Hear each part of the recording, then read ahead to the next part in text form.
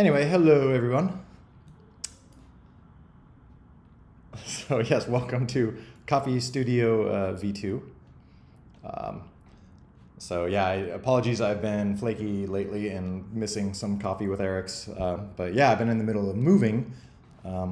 So I moved from, let's see. So for a while I've been in Los Angeles for the past few years. So down here in Southern California, Santa Monica, right around here. You've probably seen like the Santa Monica Pier is kind of a famous little thing. So I was like right off the Santa Monica Pier. But as of now, we moved up to Northern California. So this is where I used to live, San Francisco. So I'm back in San Francisco where I lived for most of my adult life. Right down here, right by the bridge. So yes, right next, like 2 blocks from like Google's building in NSF and some other big companies and things like that. So very exciting. But I love San Francisco. It's a wonderful city. There's not actually a beach here. Like the last place I was, Santa Monica, Southern California, it's like known for a lot of beaches and palm trees and it's very like sunny. San Francisco is a little more like foggy and cold. So you can see, I don't know, I'm trying to figure out like where to stream from. This is kind of like the office-y building. So we have a cool, I'm super like silhouetted this direction, but one sec. Well, if you can see out there, it's a cool view of like the bay. It's kind of hard to see here, I guess, but it's the San Francisco Bay. So it's not exactly like a beach, but it's water.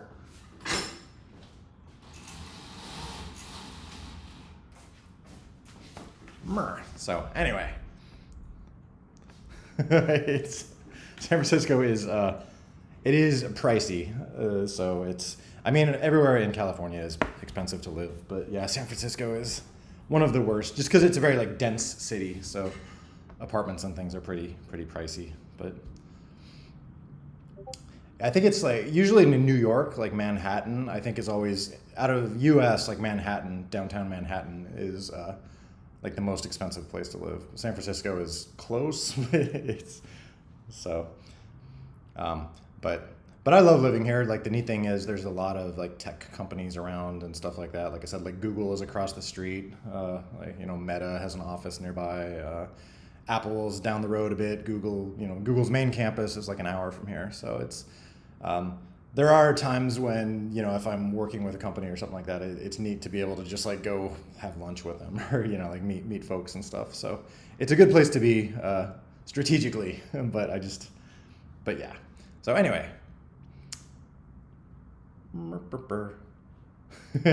Yes, exactly. So yeah, that's why I need to revamp BombSquad's financials so I can afford to pay the rent on this apartment.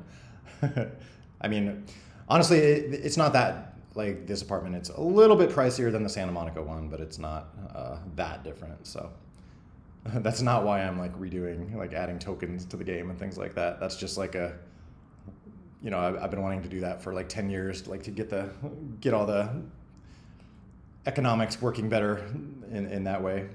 So it's not about my apartment.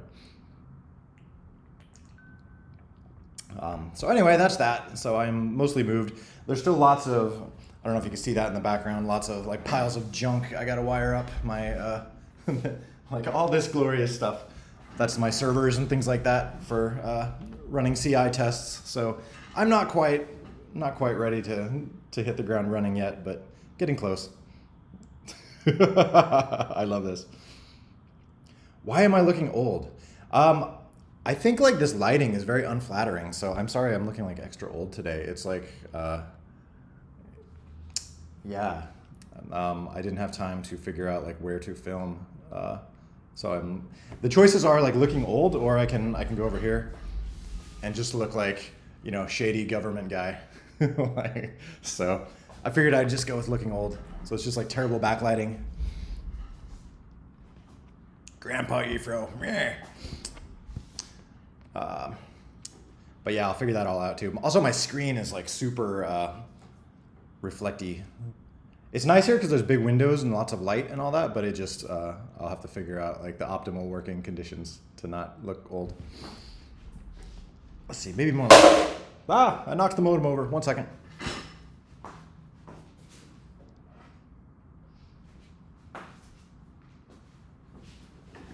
Okay. Rotate a little bit more. Okay, maybe it's a little bit more like my old lighting. But yeah, probably a streamer lamp or something like that. There's actually there's a really cool view in the other room. It's like a city view. I was gonna like stream from there, but that was super silhouette-y. I was just, you know, like a black shadow. So yeah, maybe I need to get a streamer lamp or something like that. So anyway, enough about aesthetics. Grandpa Ebro.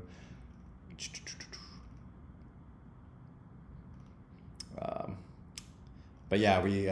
Visual 332,008, GMT plus 530, BDFL, said give us house tour. Maybe next time I'll give you guys a house tour. But yeah, it's still lots of... We're mostly like out of the boxes and things like that, but there's just stuff on the floor and no furniture, and it's very ugly here. The only, like, this corner is my wife's like little work area she set up, so she's got a lot of plants up and stuff, so it actually works. You know, at least I have one pretty place to stream from.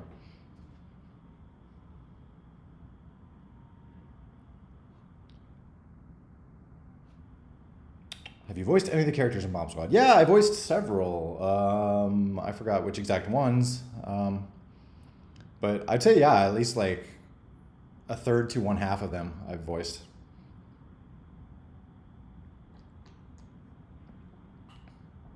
The other, there's one or two that have been friends, and then the others are just, you know, sounds from the internet and things like that.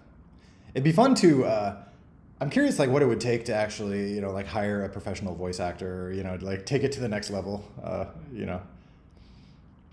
That'd probably be expensive and a lot of work though. But maybe sometime. Okay, way to make BombSquad easier to run on Linux, especially older versions that have deprecated Python versions. This is something I would love to get wrangled. Basically, I'd like to make the Linux version more like how the Android version is, because Android is technically Linux, you know, under the hood. It's a bit different. You know, it has different like libraries than Linux does, but the thing with the Android version is it bundles Python and everything. You know, I compile Python and bundle it with the app because Android doesn't have Python itself. So things like that really make a help, because that is a problem on, as you mentioned, on running on older versions of Linux or things that don't have the latest Python. That makes it hard. But yeah, it would be great to build a Linux version that has like Python just statically linked into it, like included in the bundle, so that it would be possible to run on older versions of Linux. In fact, that's what I'm hoping to release on Steam, like even a Linux version, and that's kind of a requirement when you're releasing on Steam for Linux. Is basically the game has to be able to run on like a really old version of Linux. So you kind of have to bundle anything that you want in most cases. So that, yeah, I do want and hope to improve that, and I basically have to improve it to get it released on Steam on Linux. So that's been on the to-do list for a while, the very large to-do list. I'm not sure when that'll happen. Probably, I feel like that's a 2.0 thing, so maybe not quite yet, but hopefully for 2.0. Or maybe 1.9. Forgot to dye his hair. Oh no. Did I? Oh yeah, I do like dye my hair a little on the sides to like get rid of like, start to get kind of gray. So I probably haven't done that as much lately.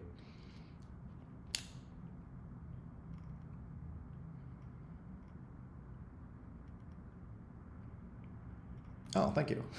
I never know with gray, because like I've known some people that like go totally gray when they're like 30 or something like that, and it looks good.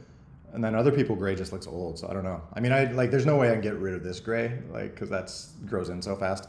But like that, I kind of like I try to have it like a little gray looking, like tone it down a little bit. But this has turned into like Eric Fashion Hour. That's actually what I really look like, my little lizard face. This is all fake.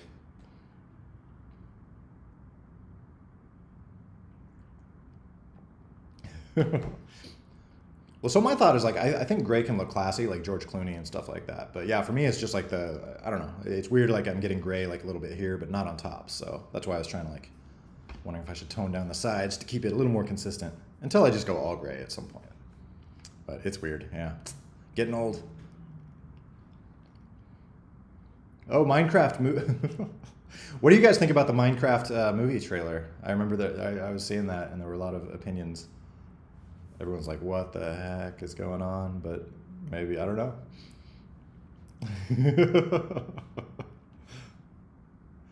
I was reading some opinions saying like to any of us like older folks, it just looks like this is this is weird. But then they were saying like, no, this is what the kids are gonna love it or something like that. Okay, so all right, so you're because yeah, to me it just looks like this looks not good. But maybe I just don't get it. Okay. But yeah, you can never tell. I feel like fully from a trailer. You know, some movies have terrible trailers and the movies themselves are good, or the opposite. Sometimes, you know, a movie has an awesome trailer and then the movie's like bleh. Bomb Squad movie. I guess we'd have to come up with a storyline first. Which that goes back to that whole discussion of like, should Bomb Squad have a storyline or, you know, lore, or is it like a blank slate that people can like make their own lore too? But I guess Minecraft is the same. Minecraft doesn't really have lore, does it? Or does it? Minecraft is basically just like, you know, Legos, right?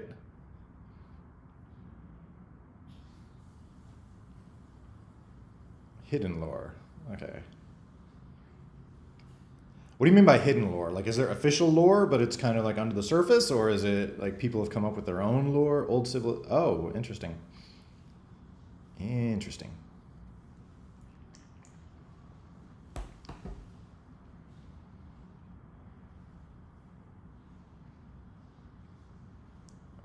Huh. Okay.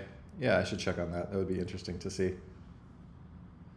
Because yeah, that is like I said, interesting topic. You know, I'm always talking about like Nintendo. I feel like I like what they do, where their characters, you know, have different lore in every game. Kind of, it's almost like a set of actors.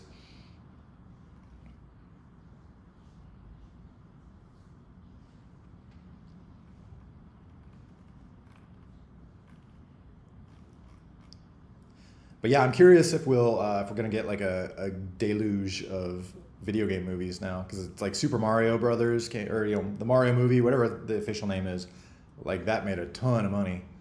So it kind of seems like that always happens when there's something that like, does really well as a movie. Suddenly you get, you know, tons of not copycats, but everyone's like, oh, that's a great idea. Like I remember when Lord of the Rings came out, and there were so many like fantasy movies the next few years. Most of them didn't do very well, but it's just like how it goes. We're talking about whatever we want.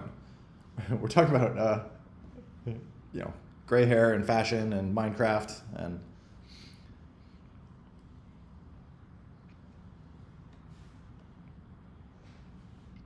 Do you do all the clay modeling in BS? Yeah, yeah. All the very simplistic clay models I've made myself.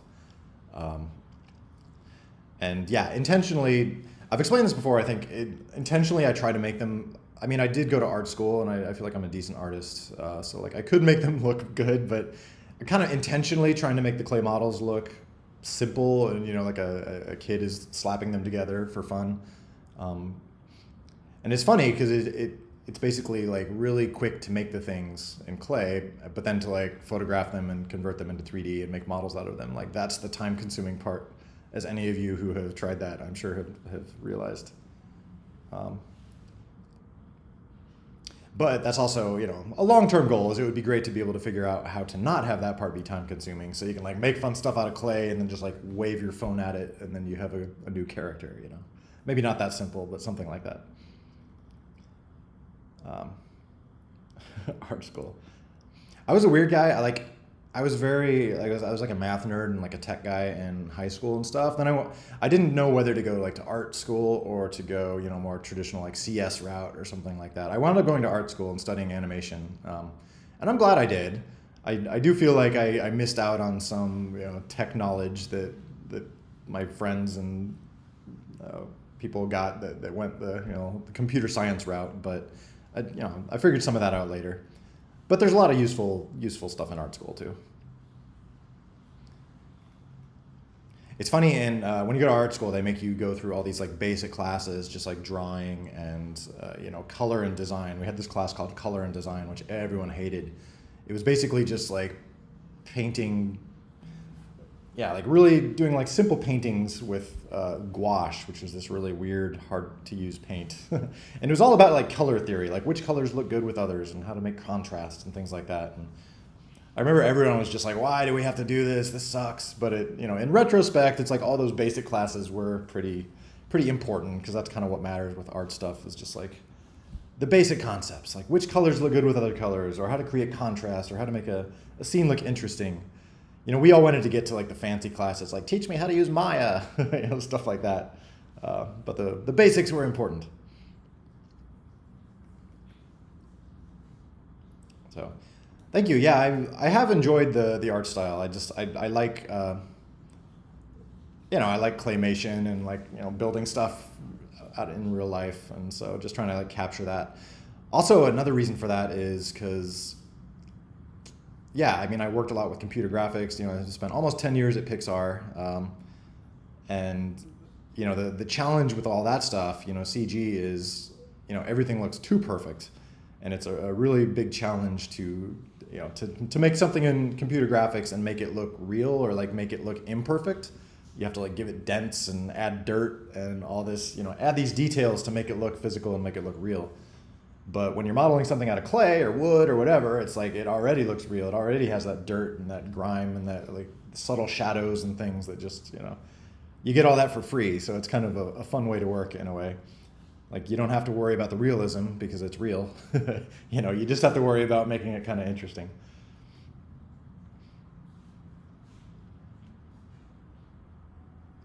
Has anyone played with Maya? I'm actually curious about that, because I think it's still widely used in the industry and animation and film and everything like that, but it's, Blender is obviously easier for most people to get at, and, it has so many people using it and working on it at this point. It just kind of seems like that's inevitable that eventually Blender will become like, it's like Linux, where it's just like such a huge thing that so many people use, even though there's still Windows and there's still Mac.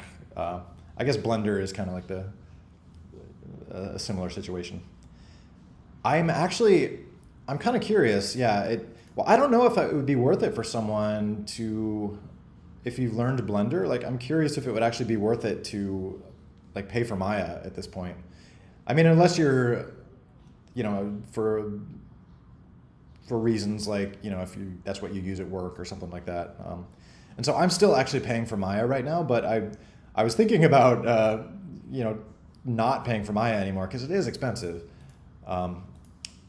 But then when I was looking at it, it looks like they do have like cheaper plans now, where it's like a pay-as-you-go sort of thing. So you only pay for like the time you spend in the app, which for me is actually not that much lately, because I've been mostly doing web, network coding and things like that.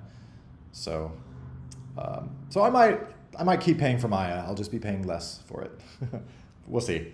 I should bite the bullet and just learn Blender and do everything that way, but I did spend years learning Maya, so it's kind of like it's hard to throw all that away.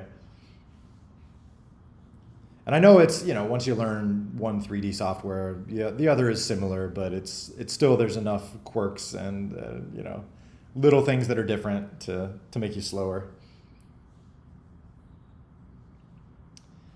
Yeah, it's one of those things where I would love to I feel like I would want to take like a month and just do nothing but play with Blender and like learn how to code Blender and script Blender and everything else.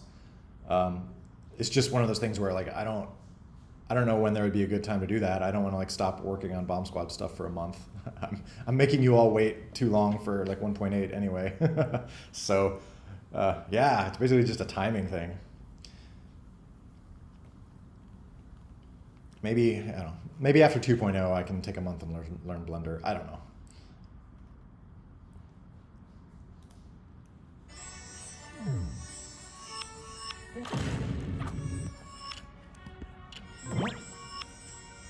What have we here?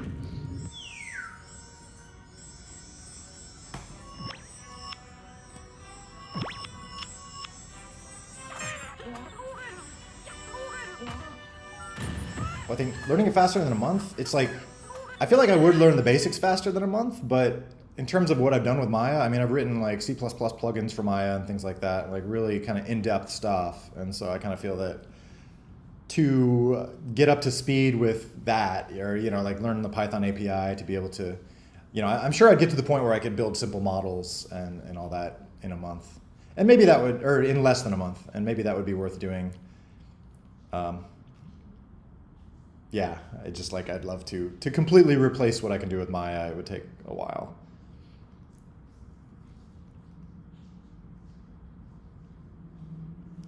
So, and yeah, I'm certainly, like, I have no reason to be against Blender. Blender is awesome.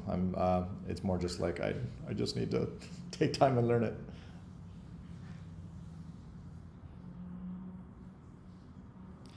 Anything special today? So unfortunately, I don't have much special today. I just really, you know, I feel bad canceling last week because of moving and all that. So yeah, I think like I have about one more day of, I need to like wire up the internet here properly. I have a cable running across the floor to our modem and things like that right now. So this place is cool. It has like Ethernet jacks to all the rooms. So I'm gonna see if I can wire that all up so I have like speedy internet so I can stream from wherever. But yeah, and then I got to get my CI servers wired up and everything, and figure out like port forwarding and all that fun stuff. So like I said, and we finally just got everything out of boxes. So it's basically I've been doing nothing but moving stuff for the last week, maybe 2 weeks. It's finally about to come to an end, and I can really get moving with the game again. But it's yeah, been mostly moving stuff lately. I guess I can show some stuff some people haven't seen from the last few weeks. I actually have to like remember what I was doing because it's like I've been, you know, away from the game a little bit. Let's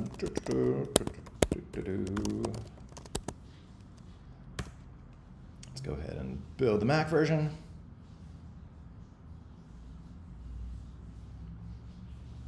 Just one.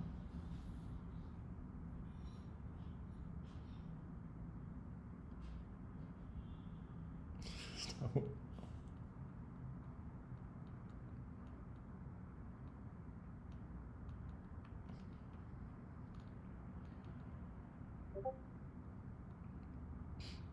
Wait, what's this in reference to? We are mad. What are you mad about?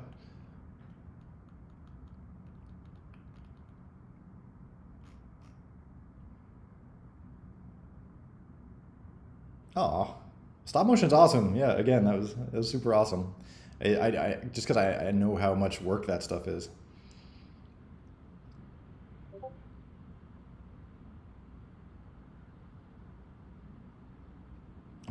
Yeah, this has come up before, like the idea of a first-person view in BS. It would, I feel like that would be a totally different game. You'd have to build totally different styled assets and things like that. You know, it's an interesting idea, but the engine isn't really designed for that. I feel like that would be like you know, you could have something that's like BombSquad themed, but I feel like that would be better to just build it in Unreal or something that is, you know, designed for making first-person shooters.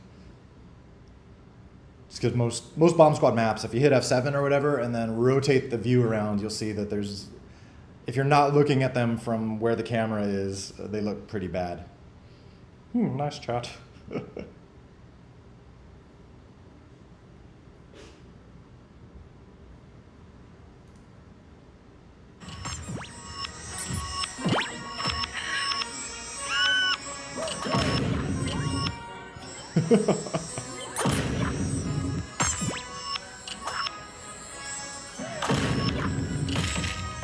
It's certainly funny. My first thought though is it almost sounds like a bomb, like the punch. It's almost like blurs the line between a punch and a bomb sound.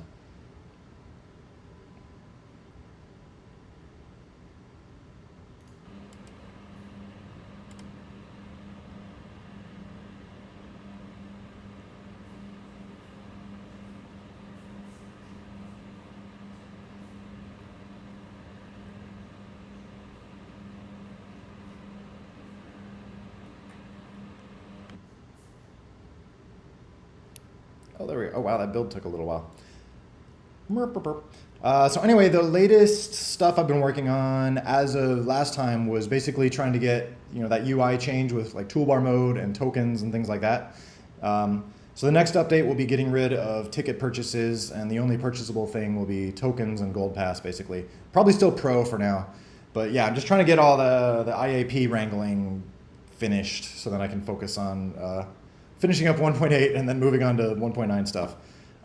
There's a few cool things. Oh yeah, spinny logo's in there now. I'm not sure if this... I made a few tweaks to just like speed it up. Boink. And also added a little bounce at the end. So yeah, thank you for that. And let's see, what else is new here? Oh yeah, big thing, if you haven't seen this, there's new tabs here under the DevTools section. So one of them is, I think I showed this one before, but you can switch between app modes. So I need to make a tutorial on like how to make your own app mode. You'd be able to do things like the total conversions and stuff could just be a new app mode. So you don't have to like rip apart the code that's there. You can just like add to it. And then another thing that is now here is the UI section. So if you haven't seen this, it's kind of nifty. So you can turn on virtual bounds, which this shows you. Virtual bounds is like where, if you're making like static UI, you should try to keep it in that virtual bounds because then it will always be on screen. You can kind of see how it works. There's basically this kind of virtual screen that it always keeps fully visible. So if your stuff is within that, it will always be fully visible. And also, the other cool feature is you can now switch UI scale on the fly. So you can see we're in large UI scale. You can go down to medium and small. So small is what you'd see on a phone. So phones are usually about like yay. So yeah, so that's kind of like the phone UI. One thing is, yeah, the stuff that's in the corners, the stuff that's like attached to the screen edges, that doesn't have to be in the red bounds because that's always going to be on screen. Like if you have a super wide screen, you can still see this stuff. The only thing you need to keep in the red bounds is, stuff like your static windows, things like that. Like this stuff, the stuff that doesn't like follow screen edges. So you can kind of see how it works. Go to Store and Extras section. Store Extras. Okay, I am at Store Extras section. Pro will probably stick around a little bit longer. There's certain things like right now, being able to remove in-game ads and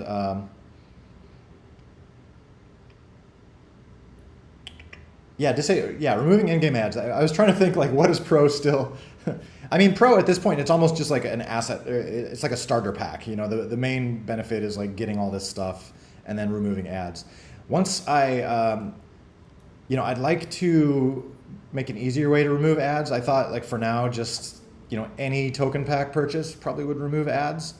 Because I don't want to force people to see ads, especially if they're paying for the game in any way. Ads is more just like how people who will never purchase anything in the game, that's kind of like how they pay for the game, essentially. So I don't want to annoy people who are, purchasing ticket packs or token packs.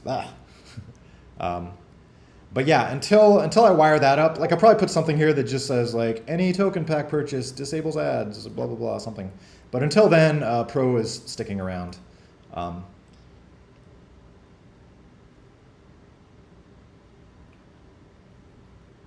So don't remove, don't worry about removing Pro yet. That will disappear soon.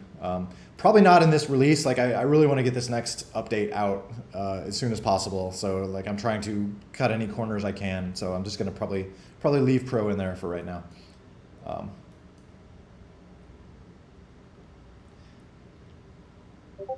And also with the new menu, I know it's probably not optimal. There's probably changes we can make. It's more about getting this tech in here, like the ability to have kind of consistent things that are always there, like this stuff that you can always jump to. in terms of navigation, we can move things around, or there's some changes I already want to make, and I'm gonna make those before I release this update. So I know some of it probably seems wonky, so I do appreciate any feedback, but temper it a little bit for right now, because this is like very much under construction. That's all I'm saying. So but like I said, the main thing this gives us is the ability to have like consistent stuff on screen. Because previously it was super hard coded. If I was writing this window and I wanted this stuff to show up, I'd have to like write it just for this window. I'd have to like write exactly where this back button goes to. It's just like really unelegant and not scalable. So this makes the toolbar / back system makes things a lot more scalable and a lot more it's easy to add new windows and things.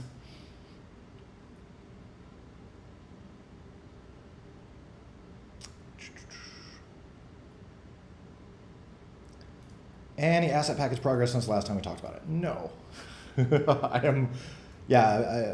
1.8 has been so backlogged with, I was working on asset packages, but then for that I needed to be able to implement storage packs so people could make asset packages.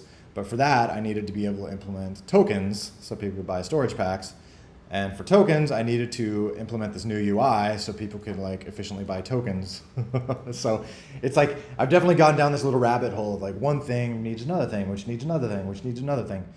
So I'm hoping to be climbing out of that rabbit hole now, get this UI out there, which then will allow people to buy storage packs, and then finish up asset packages so people can use those storage packs to like build big asset packages.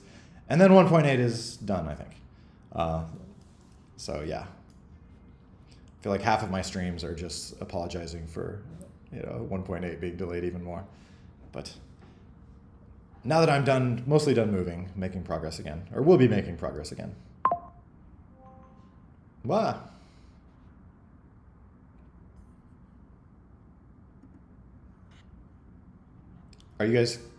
Can you guys still hear me?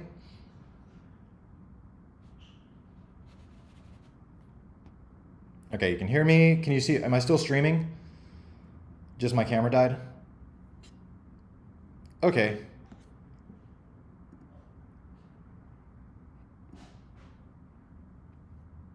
Oh, there we go. That was weird. 1 second. I'm gonna unplug and replug my USB cable.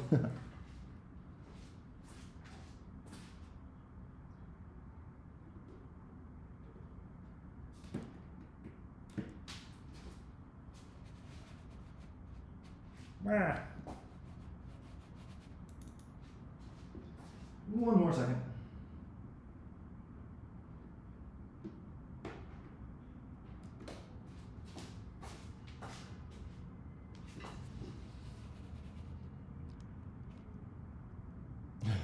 Classic fixing techniques.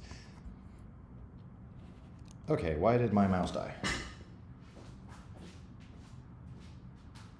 All right, this is a classic example of why it's probably not good to update to the new OS like right when it comes out.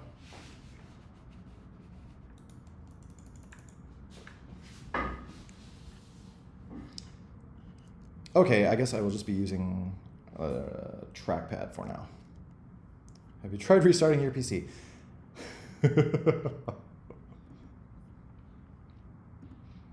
Let me think. I will try one more thing.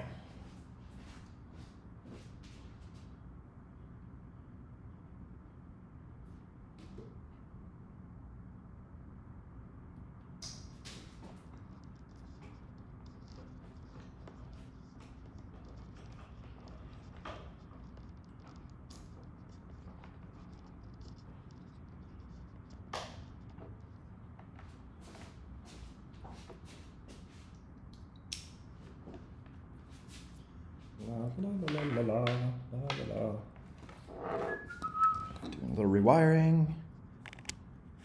Give me my mouse back.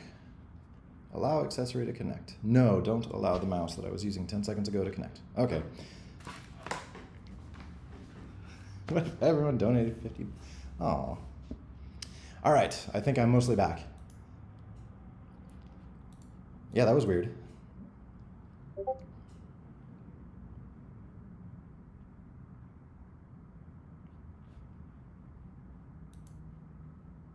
Price switch settings and credits.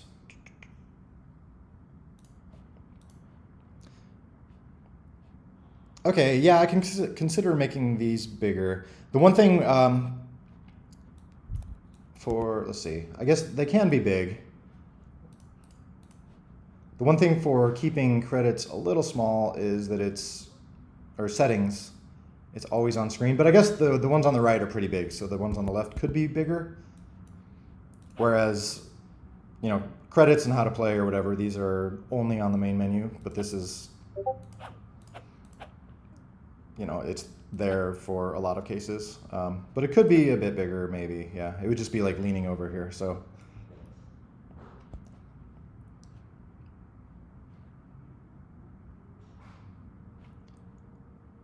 Okay. Or I could make them a little wider or something. Okay, I'll check into that. It's interesting when you're looking at UIs like this, when you're looking at a phone UI, like on a computer, it looks like, oh, that's a huge button. But then actually when you see it on the phone, it's like, oh gosh, it's so small. BombSquad newest update before GTA 6. That's yes, that's my biggest race, is competing with GTA 6. BombSquad and GTA are, they're very similar, close competitors.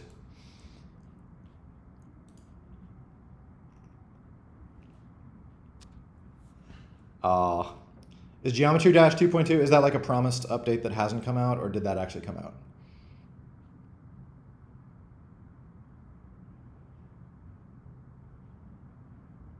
Oh, that'd be interesting. Well, when is Switch 2 coming out? I know I was reading something about how they were planning to announce that soon or something, but they haven't announced it yet, right? Oh, 2.2 is they beat me.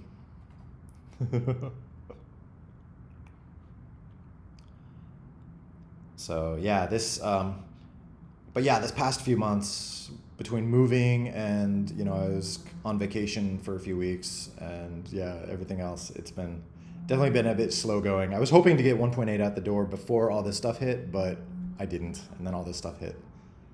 So.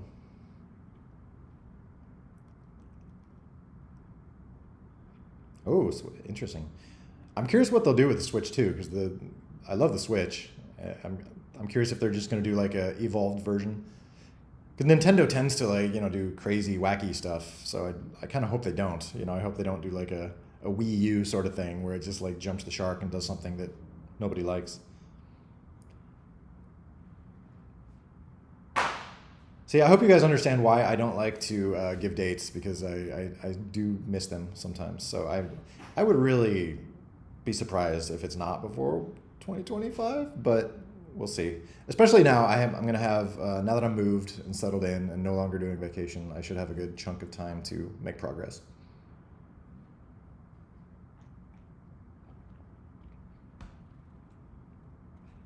Plus, I'm back in SF. I love being in SF. There's so many coffee shops. I can go work at coffee shops, and it's like a speed boost. Huh. Okay, so yeah, if this is true, that's very much, it looks very much like the Switch one, which I would be happy with. That would be cool. I think the Switch is, if it ain't broke, don't fix it. Is it possible to edit and modify the rendering in the game, similar to adding new visual effects? No, that's totally possible. I mean, the game is open source. You could replace the rendering engine with something completely different if you wanted. It wouldn't be especially easy. I mean, it wouldn't be too hard. Like the rendering engine is abstracted a bit to where like there's currently just one like OpenGL renderer that runs. You could replace that with like a different renderer. That's something I would love to take a pass on, but I am not allowing myself to do that until after 2.0. But at that point, yeah, I'd love to take a pass on making a nicer rendering engine. Something with at this point, like phones are starting to get ray tracing and things. So like it'd be fun to make something that took advantage of ray tracing, just some cool little like subtle shadows and reflections everywhere. Where did the gunshot come from? Oh, you heard like a sound in the back? Oh, that's probably my wife like doing something. She's shooting at me, you know. Why do BombSquad has soft shadows? For a few reasons. One is when I filmed all this stuff, I think I filmed it with soft lighting, and also, you know, there's some cheats or like kind of hacks, not hacks, but I kind of just like soft shadows. um, and it made some things easier to render that way because then you can just like render a shadow like a circular blob of a soft shadow. Whereas if you have crisp shadows, you have to, you know, render them very exactly. And if you have like low res shadow maps, then you can see jaggy edges very clearly and things. With soft shadows, you can have really low res shadow maps and just a very soft blurry shadow, and it looks a bit better. So it was kind of, that's why I made that choice, just making soft shadows.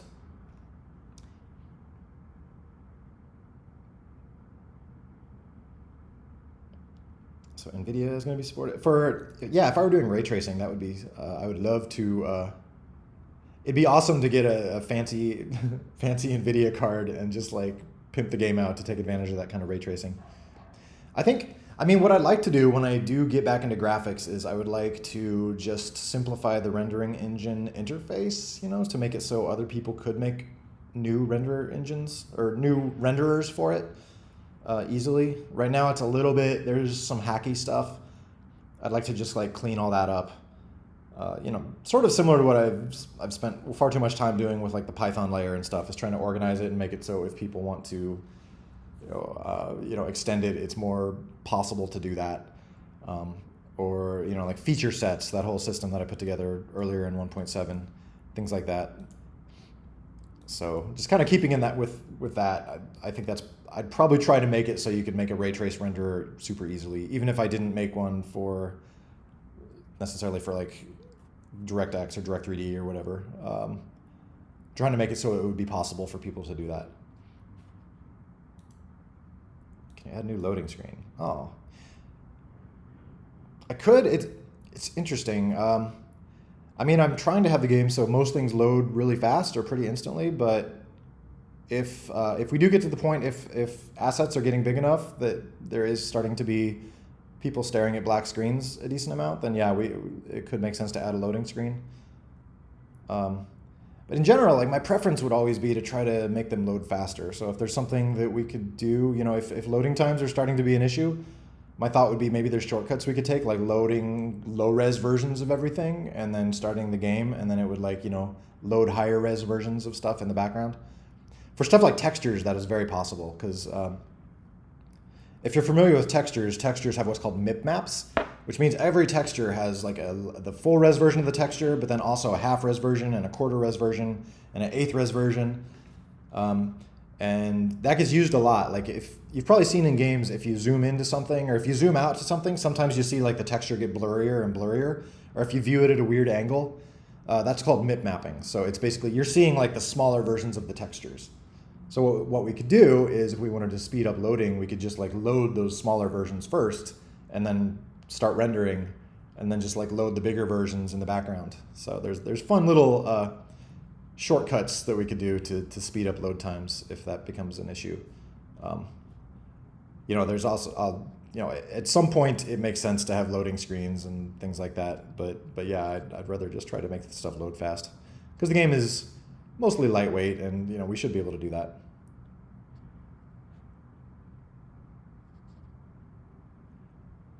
Have a shader. Well, some of them, there is like a subtle reflection shader. I don't remember if that applies to all, like on the spaz models. That might be based on the style. But yeah, there's basically like a subtle reflection pass that can be like scaled up or down. So if we don't have a clean way to like turn that all the way off, if you want, then we should do that. Like I said, it's probably part of the style system. So I think. So there's probably presets right now.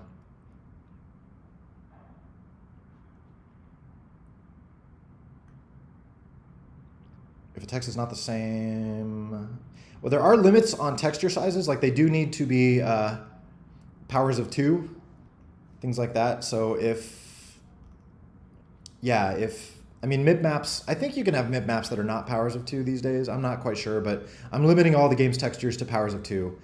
Um, that is interesting, though. Like, if you can point me at an example where it crashes, I would much prefer to have the game like give you a clear error message, just like, hey, this texture is the wrong size. Like, go fix your texture, instead of crashing. Crashing is never good. I mean, hopefully it doesn't physically crash. Hopefully it's just like exiting with an error message to the console or something, but it might as well be the same thing. New actions such as kick. Stuff like that would be fun. I don't know. That almost gets into like different play styles though. Like one limitation I've tried to constrain myself to is having controllers with 4 buttons only, like being able to do anything in the game with 4 buttons.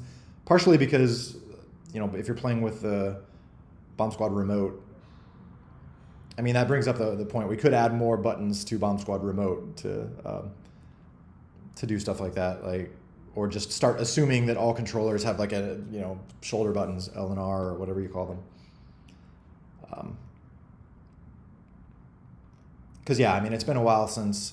I know when I first started writing this, there were some simple controllers for phones and things like that didn't have shoulder buttons, or they literally only had 4 buttons. But it kind of seems like maybe you can assume that shoulder buttons exist at this point, or trigger buttons, whatever you call them. So yeah, maybe we could start expanding the control set a little bit.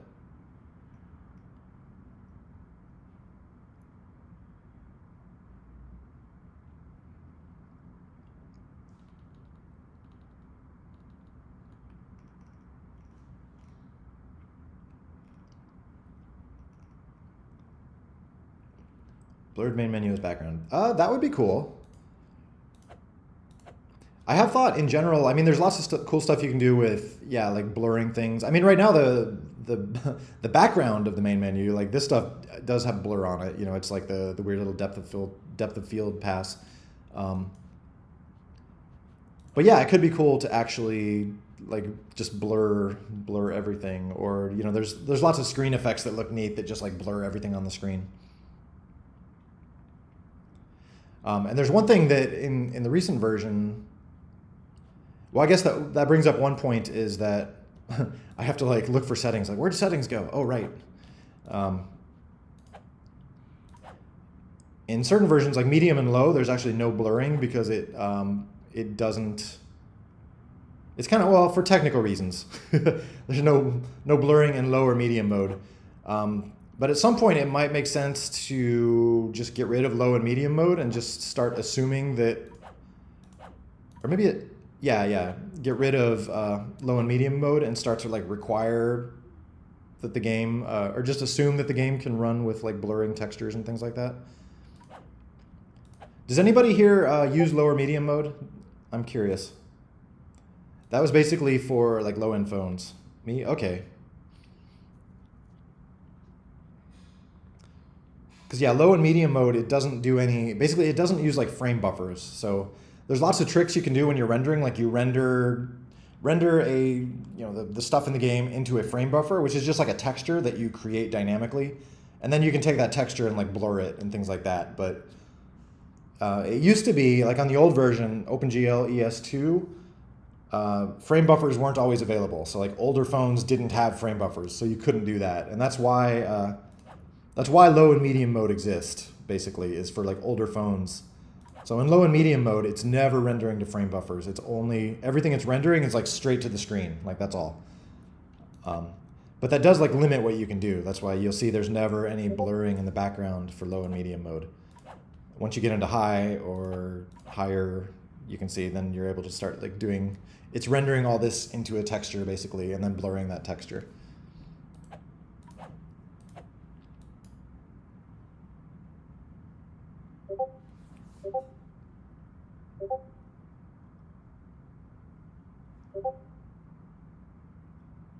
Graphics at max, looks like we have a severe visual problem. Are you mean like the blurred background looks weird, or are you seeing like glitches? Or just like the depth of field looks weird to you, like in the game? Like that kind of blurring?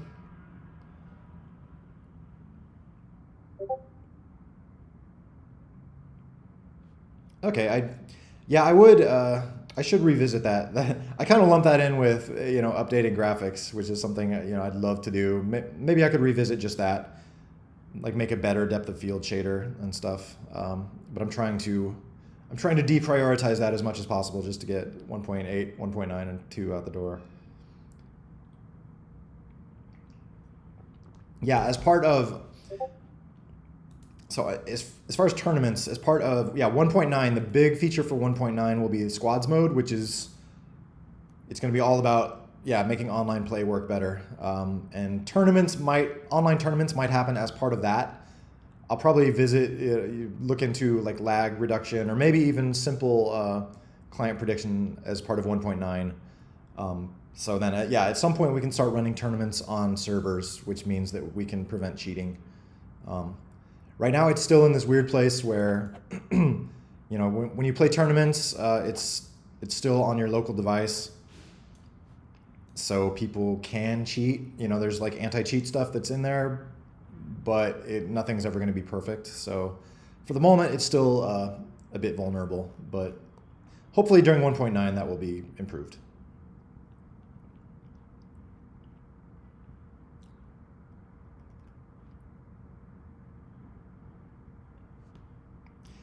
Yeah, this could be good.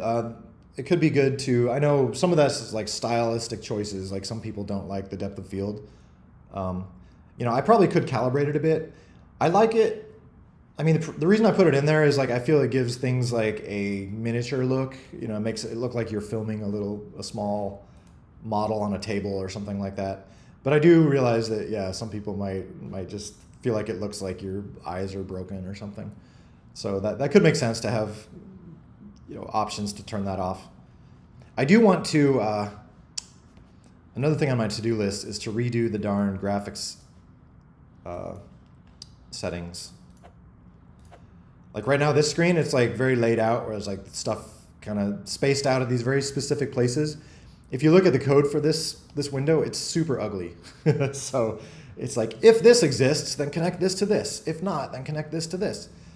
So I want to do something simpler where it's more just like, almost more like the advanced, where it's just like a list of controls, and so then it's much easier to add or remove them. Even advanced could probably be like coded better, but at some point I want to update the graphics settings to just be more like a list of stuff, and then we can easily add more settings, such as turning depth of field down or off or whatever.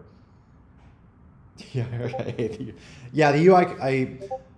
I make no excuses for the UI code. The Python code is super ugly. It's basically just like, it works for now, so got to deal with it for the moment. But I would love to make UIV2, which is a much cleaner API, or make a more clean, object-oriented looking API that would basically do the same thing, but in a less mind-numbing way.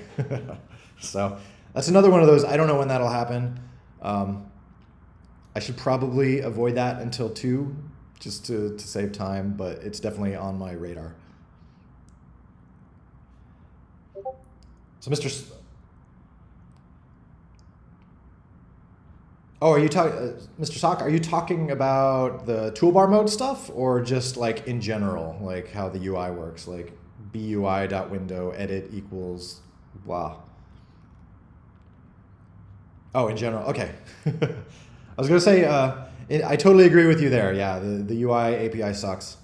Toolbar mode, if anyone has updated their stuff for toolbar mode yet, I mean, it's not actually released yet, but it's a little bit of work. If you have, please message me if you have questions about that. It's, if you hop on GitHub and look at the difference between, when I added toolbar mode, like most Windows, it's maybe like 10 lines of code you have to change, 5 or 10 lines.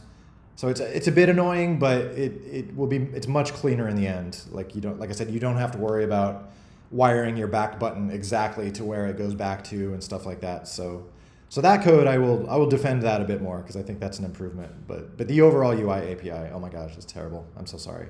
I think that was one of the first things I wrote for the game, probably, and so that was, oh my gosh, probably 2004 when I wrote that. And I didn't even know Python really yet, so I was learning stuff. So it was a terrible, terrible way to organize an API. But Yeah, we'll make a better one, I promise. You just have to deal with the ugly one for just a little while longer. Oh yeah. He messaged me yesterday saying like, why is my game running at 3,000 FPS? Or 2,000, 3,000, whatever it was.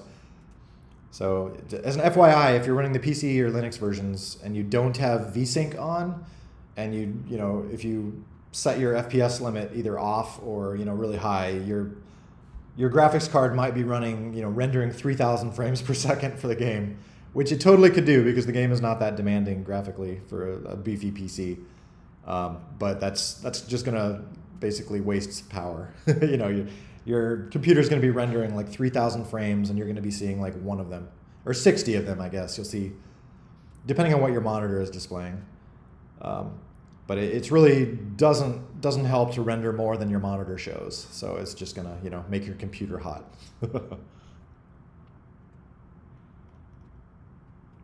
In some cases, there might be like latency advantages. Like maybe if it helps if the render loop's running faster, that could slightly affect like input processing or something. So there may be cases where you'd want to run it at like 240 or something, even if your monitor is 120. I'm not actually quite sure, but in general, you want to have the game rendering like what you're seeing.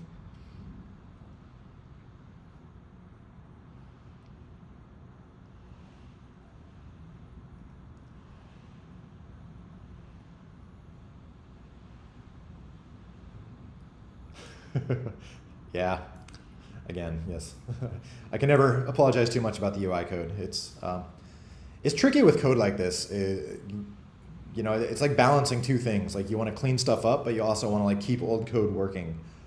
And I'm really curious like what will happen with there's a ton of old UI code that uses the ugly UI API. So I'm assuming I'll just need to keep the UI v1 will have to stick around for a while at least until, if we have like a nice clean UI v2, we'll have to either port everything to UI v2 or keep the ugly UI v1 around for a while.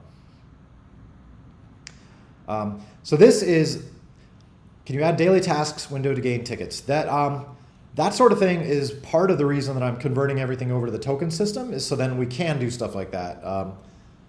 I would love to add like daily tasks that'll get you tickets and stuff. Like that's a big, one of the big motivations, for moving everything to tokens. Like tokens will be like the one purchased currency. So that really kind of, it makes it easy for me to calibrate that. And then I don't have to worry about giving people too many tickets. So, because previously, tickets could be purchased or they could be earned in game. So I had to be very careful to try not to make them too easy to earn.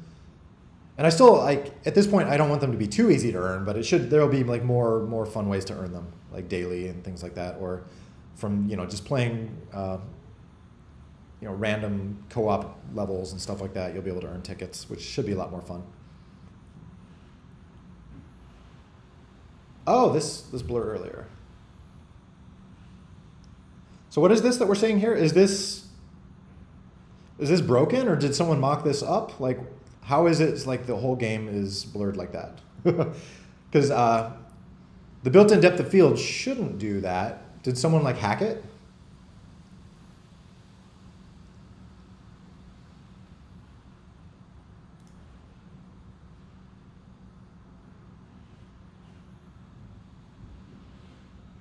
Oh. Score set had background of low.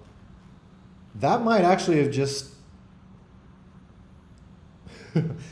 that very well could just be a complete bug. Like it might somehow be glitching out and showing you like one of the frame buffers. That's kind of cool though. That could be worth, making that an official feature.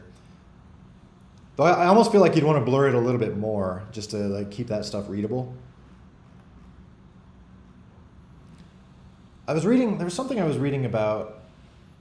Oh yeah, I was reading like a lot of modern, AAA games. They have like pause screens. Like when you pause the game, it runs like crazy filters on the, like basically the pause screen is just like a crazy filtered version of what you were seeing in the gameplay, which is kind of cool. So that reminded me of this a little bit.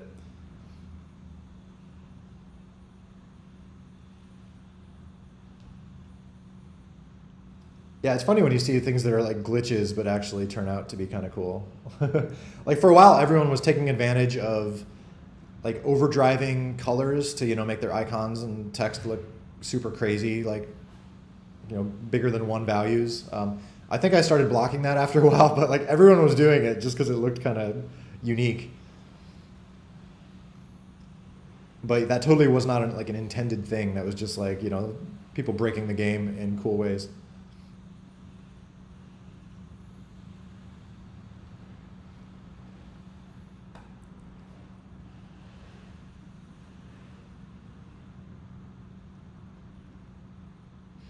But yeah, ugh, I'm still really excited to get 1.8 out the door. I know there's been a lot more going into it than I had anticipated. Like I said, I added these several kind of side quests.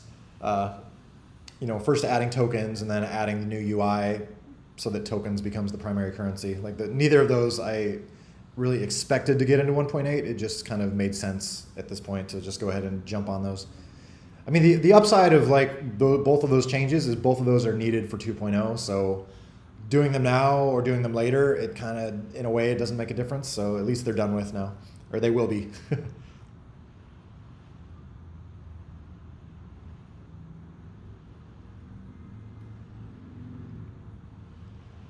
Oh yeah, has anyone?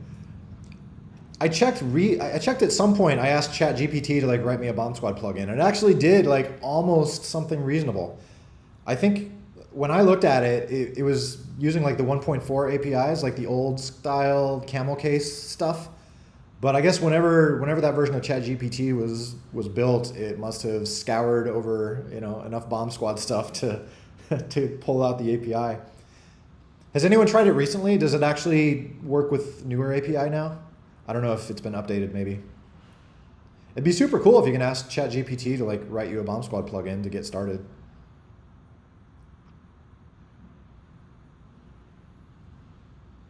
Yeah, I assume it was scraping GitHub or just random my blog that had example plugins and stuff on it, or yeah, maybe all of GitHub. Just maybe it pulled all the BombSquad's API. That does make me wonder. The blah, blah, blah. What is? Why am I blanking right now? The AI coding thing that GitHub has, Copilot, right? I'd be curious, like how helpful that would be for BombSquad stuff because that's by GitHub and they have access to all of BombSquad's code. I mean, I guess everyone does. I guess GitHub is kind of public, but it would be interesting, like if Copilot could help you, like get a mini game, a boilerplate mini game started.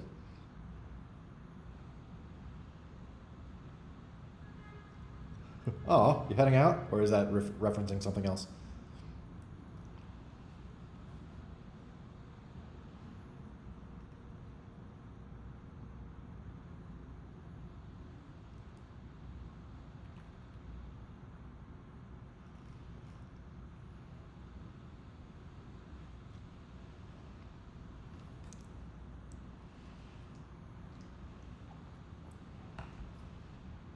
If you could play it inside your own replays, that would actually, like if someone is feeling like hacking around, that would actually be possible in a weird way. It would just, I'm sure it would break in fun, exciting ways, but I mean, a replay literally is it's just playing the game. It's just plugging in the inputs that happened before, so it's basically replaying the same game.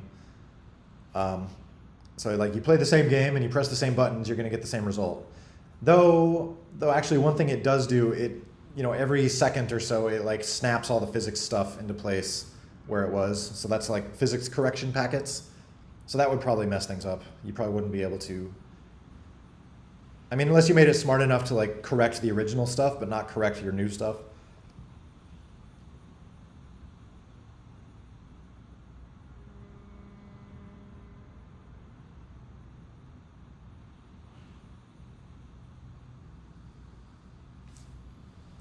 What have we here?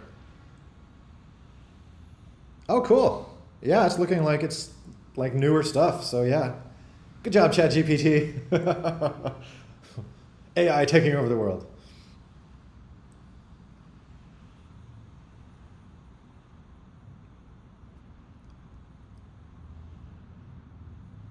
Oh, sure. Yeah, if you'd like to. Yeah, definitely do. The one thing I would ask if you tweak that and send it my way. Well, actually, I don't have to ask anything. I was going to say I'd like to be able to plug those values into my Maya scene, but I can just do that. I can pull them out of the defs and plug them into my Maya scene. So then if I like re-export from the Maya scene, I get the updated values. So it's a little bit like reverse engineering. But yeah, if you're down to make some competitive fixes, slight competitive fixes, I'm in favor. Please do.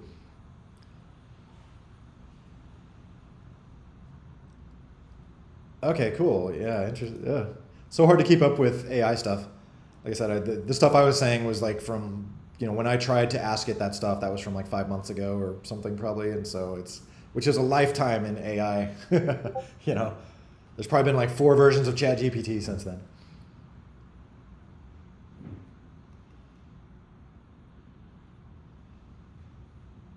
Good idea to improve the replayability of slower epic mode and slightly fast. Perhaps.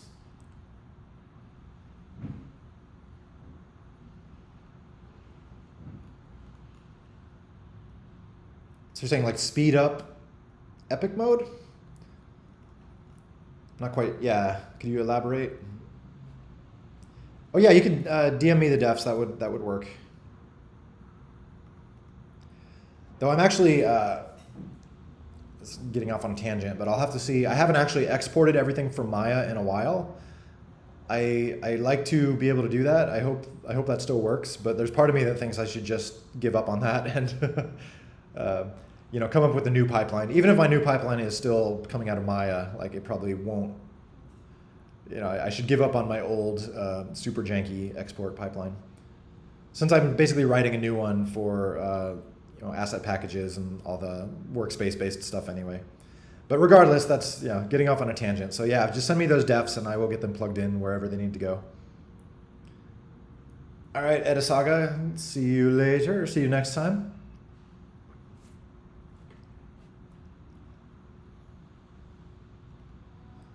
BombSquad fandom. What does that mean? I'm old. I don't know these things. Is that like refer to a specific thing, or is like a BombSquad fandom? Is that just like a general concept?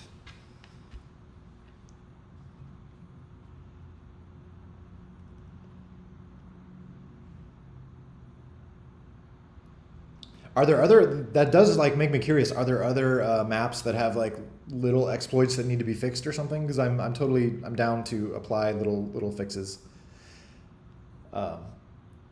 I do like that. That will be a nice thing, I think, with the asset packages stuff, is that hopefully it'll be easier for people to fix maps and stuff. I'm hoping.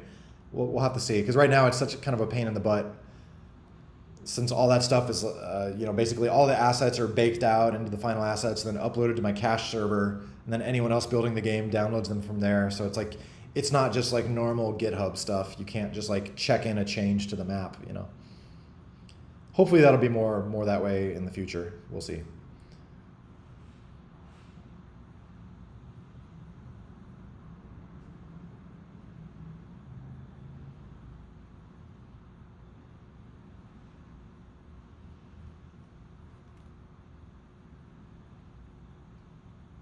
Ooh.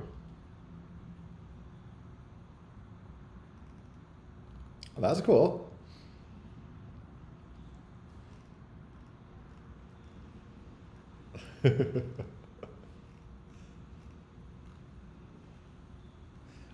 It is interesting how like using the raw character icons, they show up as gray because they're not colored, so it kind of makes everything look old, like me.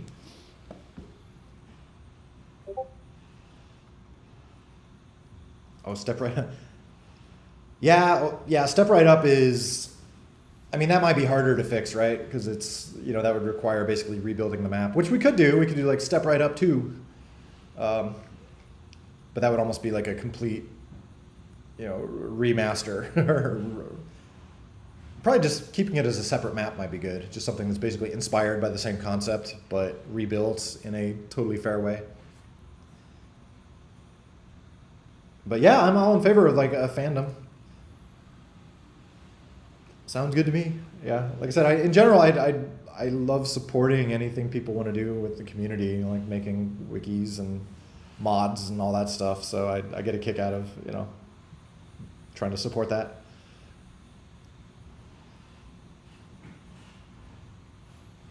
Yeah, I guess the question here is like talking about maybe there are some maps that are unfair or asymmetrical or whatever, and so probably in the asymmetrical cases that would probably require building new maps, which we totally could do at some point.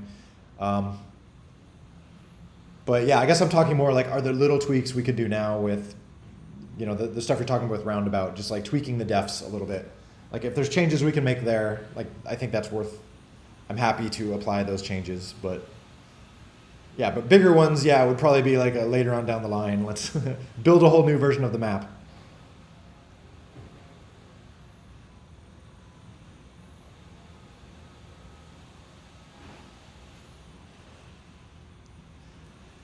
I mean, it would be interesting to kind of, going forward to kind of remaster some of the classic maps and, make them higher res, better looking, maybe more symmetrical.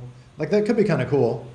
Just call it like Roundabout 2 or something, There's no reason we have to get rid of the old ones. It would be just more like a evolved version, I mean, in general, that's my, it's kind of the concept with the game is like we're, not, I'd like to keep classic stuff around, keep BombSquad classic, all the old stuff working, all the old characters working, but there's no reason we can't add new stuff and like evolve things forward while keeping the old stuff, Have our cake and eat it too.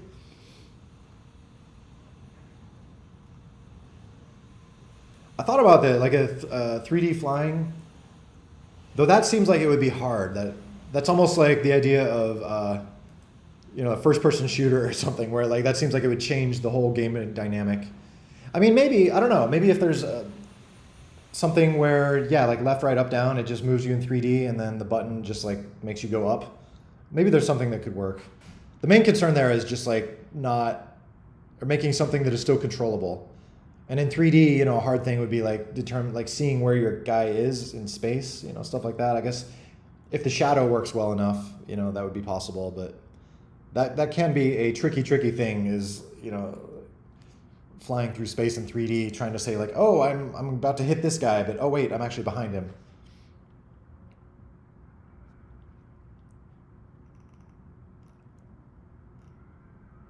Ooh, maybe I can try. I'm scared to play music now just because YouTube might flag this.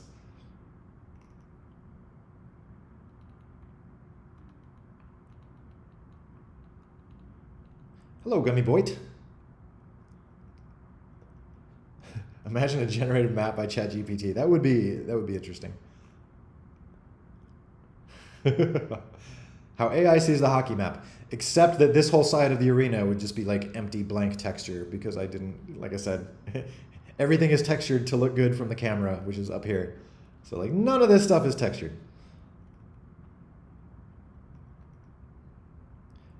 Yeah, I figure like that is something important to keep in mind is difficulty. Like when I play Happy Thoughts with new players, like so many people get confused. Like, how do I fly? What's going on? So it's like you don't want to throw too complicated of stuff at people. They just won't have fun. Or at least like new players or casual players.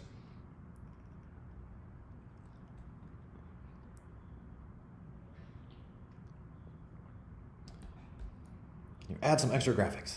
That was. I guess maybe you joined later, but that's Cliff Notes version. I would love to improve graphics, or yeah, unless you mean add extra maps or something. But basically, I'd love to take a pass on making the graphics better, but I'm kicking that can down the road for now just because there's so much stuff with 1.8, 1.9, and 2 that I just want to get done first.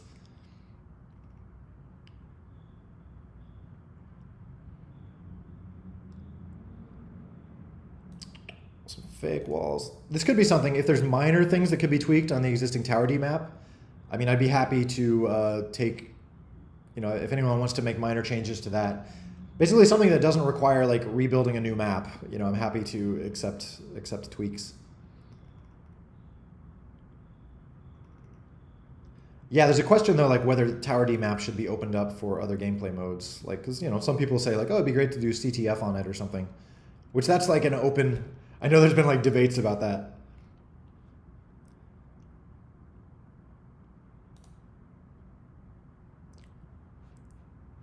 Okay, so what's the change? Sorry if I missed it above. Is it just making the gap a little wider, adding an invisible wall? Like what?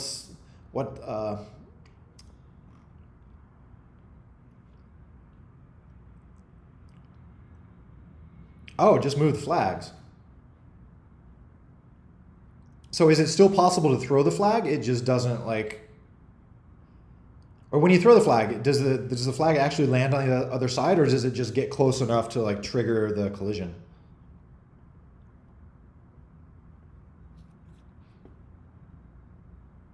Okay.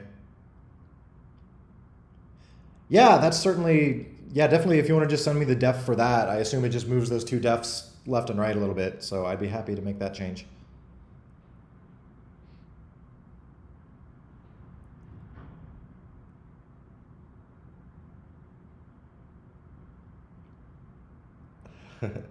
I know I commented on this before, but it is interesting seeing like the pro community, like little things that I just never run into while testing with casual players, which is usually my testing has been my testing group. I mean, is there anyone? I assume not, but is there anyone who wants that behavior to stay there? All right, thanks. Thank you, Sock. What is this? That's cool looking.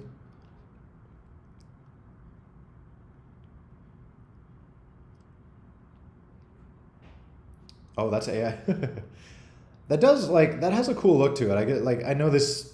I mean, I'm sure it's AI. Oh yeah, you can tell these flags are kind of not quite physical.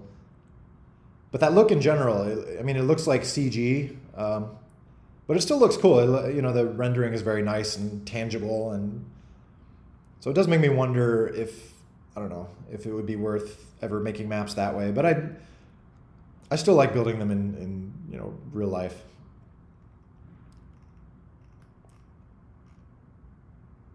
Where did you get the capture the flag idea? I mean, part of like my inspiration for the game was playing a lot of. Well, there's a few games that inspired me. One is Myth 2. If anyone is like a super old game at this point, but it was Bungie before they did Halo. So it was like an early 3D real-time strategy game. If you can see any.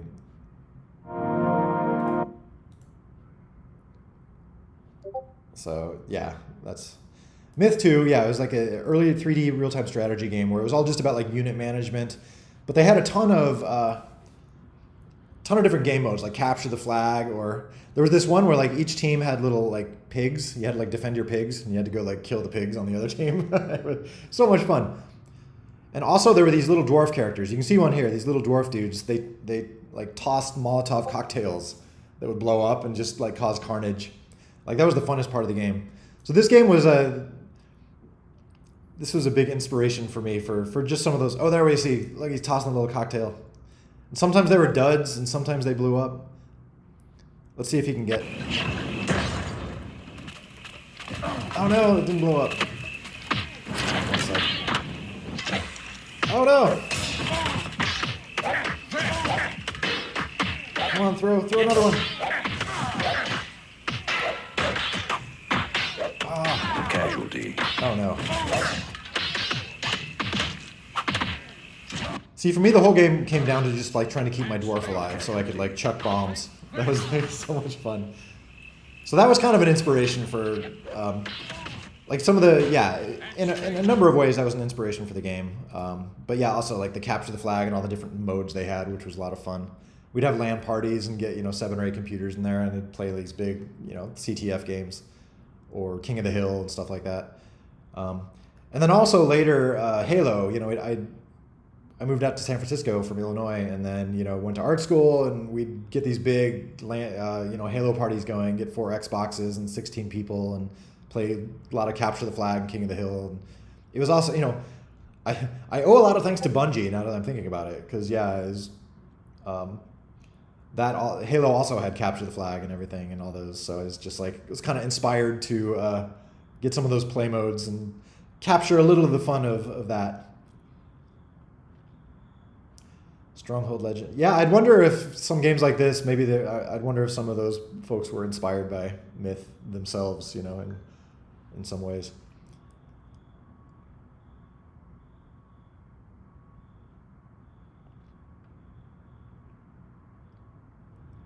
Cool. I definitely, I want it to be balanced and fun too. It sounds like there's, a list of stuff that probably needs to be tweaked gameplay wise for pro players, and I really hope to do that once we get squads mode really going. So I will have to rely on you folks for that though, just because I feel like I'm a half decent player when in some cases, but I certainly don't consider myself a pro, so I don't know the exact things that probably will need to be tweaked. So I do have to rely on you guys there a little bit. As I said, I feel like my focus is more on like I want to playing it with my friends and family and people that are like play it very casually and trying to make it fun for them. So I feel like I have a handle on that, but for trying to make it balanced for pros, that is certainly one thing I want to do also. It's such an interesting challenge, just like with games in general, just seeing how, the game needs to be balanced so that it's fun for someone who's picking it up for the first time, but then it also needs to be fun for someone who's been playing for like 5 years, So it's like all these variables you got to tweak.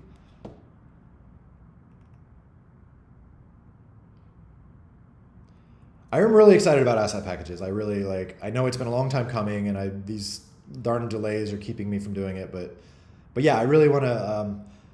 I'm really excited to like get that ecosystem going, and people will just be able to like, hey, check out this map. Like, just here's a link, so we can just like see who's making cool stuff and feature that, and have other people be able to download that stuff magically and all that.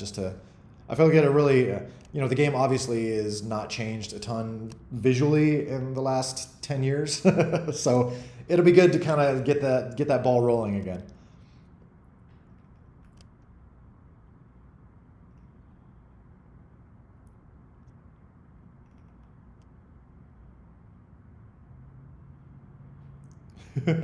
There are, it is interesting, like seeing weird little physicsy things with like the rigid body dynamics, like jittering sometimes a little bit, or things like moving slowly, or stuff you have to deal with. Also for the characters, just like for their, there's rigid bodies for like their legs and stuff, and just like sometimes they would just like slide a little bit, or trying to get them to like actually stay still was actually a challenge. Deep linking, yes. This has come up before. Deep linking, I would love to have like a robust or like a clean, simple deep linking system for the game. I'm not sure if we'll be able to support it on all platforms. Like, I don't know how deep linking works like on Linux, for instance. I'm sure there's a way to do it, but it's probably like you gotta do some manual stuff. But I'd love to have deep linking work for, like on Android and iOS and, Windows, like well-defined platforms. Or platforms where it is possible to assign URLs to redirect specifically to the game. That would be super cool. It'd be great to just be able to post a URL like, hey, check out this map, or here's a URL, like join my squad, stuff like that. So yeah, it would just be like BombSquad : or whatever, whichever particular game. Ballistica Kit, probably if you're if you're running the straight off of the GitHub. Agent Johnson shouldn't have the smallest hitbox, I don't think. Maybe it seems like he does. Like the characters all it's all the same rigid bodies. Some of them like the arms are a little closer or farther. Like there's minor differences like that if you look at the spaz code, but none of them are like significantly bigger or smaller hitbox wise. I would be curious if those like tiny differences, because it actually would slightly affect the physics. I'd be curious if any of those differences actually add up to anything substantial gameplay wise. I hope not, but I guess there's always a chance.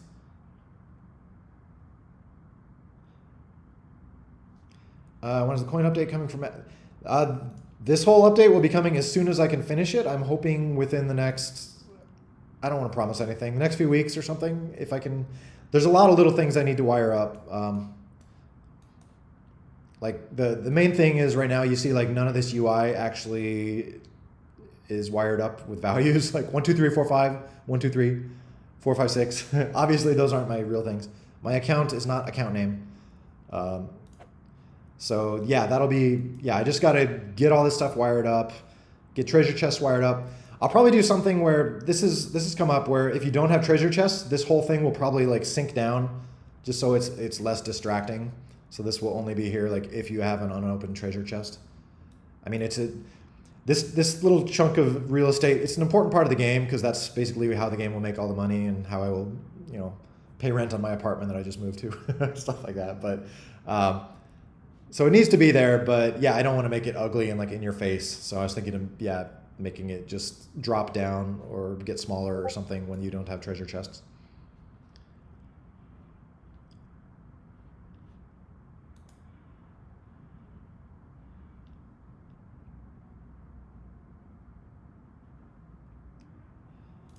So the treasure chest, the plan for treasure chests is that you will, most anytime you earn a reward, and you'll be able to get rewards for also just like playing the regular games too. So like anytime you win a level or do well or win a tournament, I'm not sure about tournaments, if that'll just give you stuff immediately or if that'll give you a treasure chest.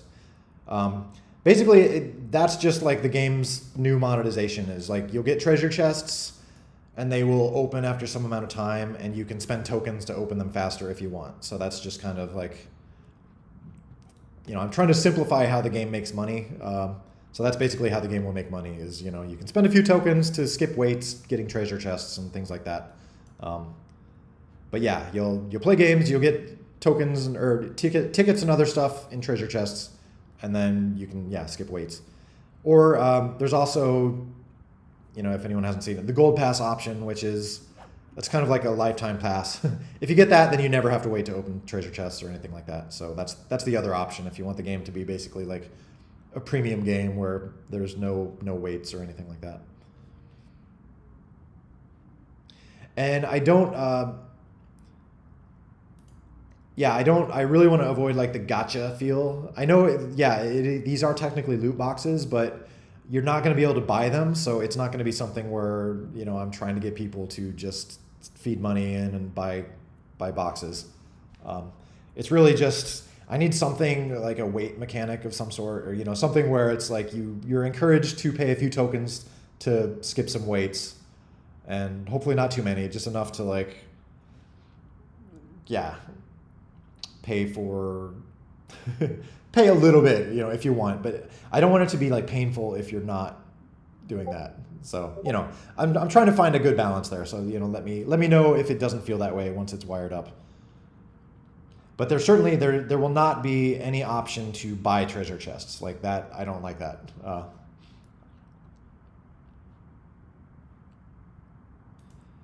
With the gold pass, are you talking about the sponsor thing? Like this little thing down here? Oh, Loop. Oh, wow. Congrats, Loop. Gold pass will allow you to enter the raffle once per day for free, but that's all. You don't have any advantage over people that spend 5 tokens for it. It's not like you can like buy infinite entries.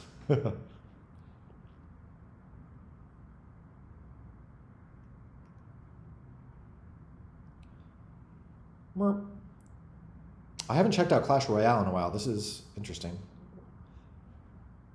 I guess it looks a little different than when I last saw it.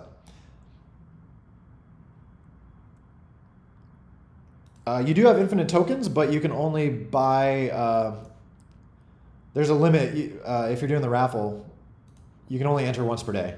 So you can't like buy infinite raffle tickets. So even though they're free, you can only buy 1 raffle ticket. I am, part of the reason for having a gold pass is like I'm using that to kind of temper myself so that I don't encourage myself to have something where people can pay infinite tickets or infinite tokens, So that's why with the raffle, you're limited to 1 raffle ticket, stuff like that.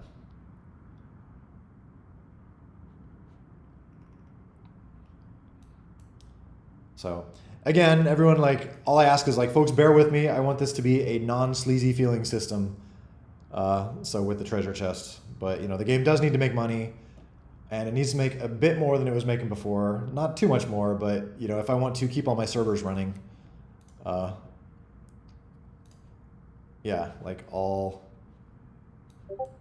of these servers running everywhere, which will be running squads mode and stuff. I'm very excited about it, but that stuff does cost a bit. So, you know, the game has to get a little bit better about making money than it was before in order to keep these servers up. And I would love to keep these servers up. So, or if I ever wanted to hire somebody, obviously the game would need to make more money. So it's like I'm trying to find that line where it's mostly not, you're able to play it and have fun for free or whatever if you want, but you know, I need to get some folks to pay so that I can run servers or potentially hire someone to build more maps or something. So we'll see. It's not all about my fancy apartment, which, you know, I need a new yacht, you know.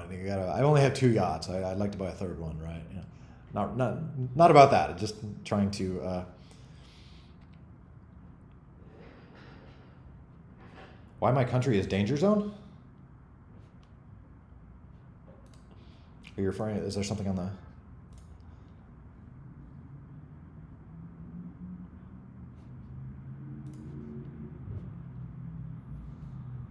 Oh, are you talking about the delete account thing? If you go into account settings, down here, this is like, it's just telling you that deleting your account is dangerous, which it is, because I don't actually have a way to recover accounts right now, so please don't delete it if you want to keep it. Like at some point, I'll try to maybe wire that up so it's possible to recover deleted accounts, but right now it's currently not. The data still exists for 30 days, but I can't actually like build that into a new account. So yeah, please take note of the danger zone, because it is dangerous.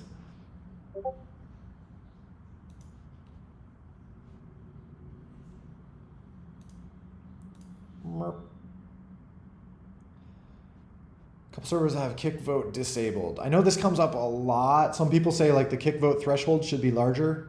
I forgot where we last stood with that. I was basically saying like if people want to adjust that threshold to make it harder to kick people, I'm happy to accept that. That's a currently very like hardwired thing in the C++ code. So if someone wants to submit a PR, maybe someone already did and I haven't noticed it, but that would just be under source, ballistica, scene v1, probably connection. It's somewhere in this mess. You'll find the kick code where there's like if there's 5 people in the game, you need X number of votes. I wouldn't know, you know, it's like everyone has different opinions on, you know, whether kicking should be allowed or what the threshold should be.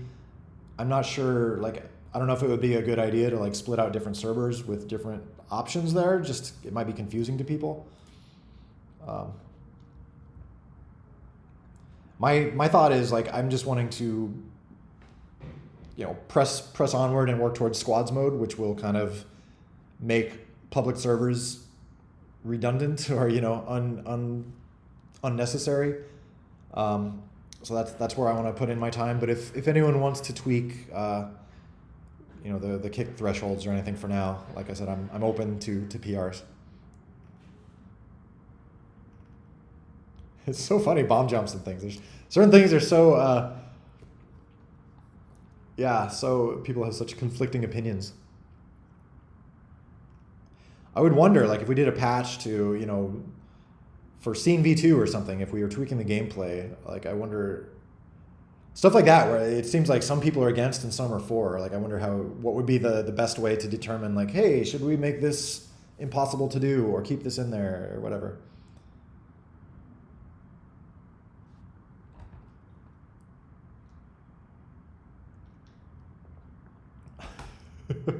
Voice impression. Potato! I don't know.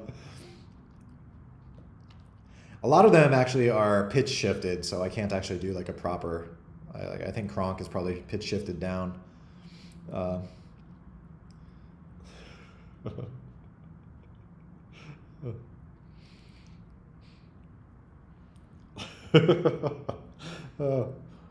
It's just like me and my friends. Like we always just. It was just our thing. Like you always have to like say everything with like a, you know, Arnold sounding voice, and so that just turned into, you know, the Kronk voice.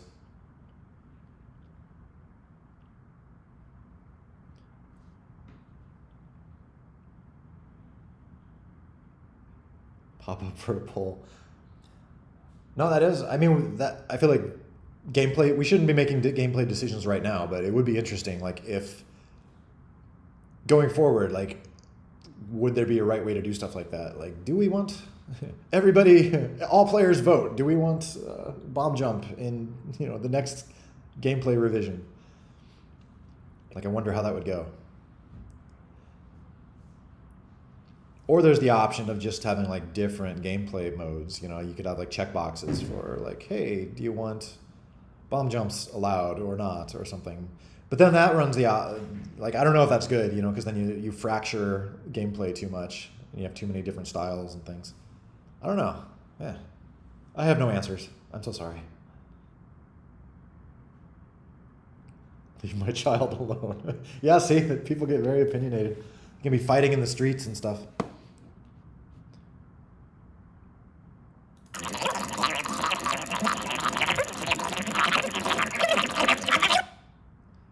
I don't remember if that was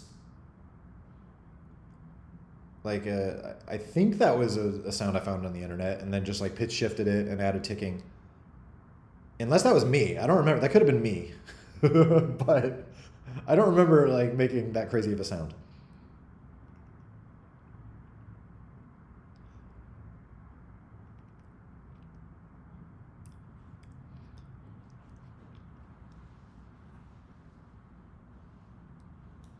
I mean, there will be I do plan on keeping classic mode, as it's called. Like Scene V1, which is currently all the gameplay code, all the physics and all the rules and all that stuff.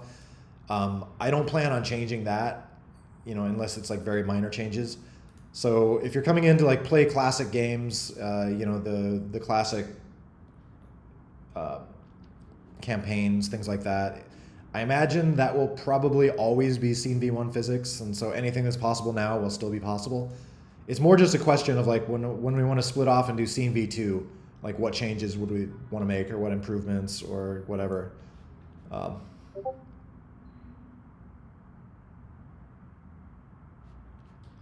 So I mean, stuff like that could be an option too, where it's just like, maybe people could host using Scene V1 if they want, or host using Scene V2. Maybe just if that doesn't confuse people, maybe we'd have a better name for it. It's just like gameplay version 2 or something, like refer to it where people could understand what we're talking about. So if you see that on a server, like, oh, hey, I want to join a gameplay version 2 server.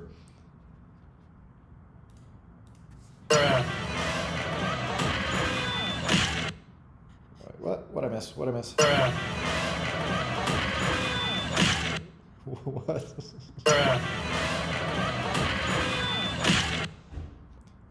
What's even happening?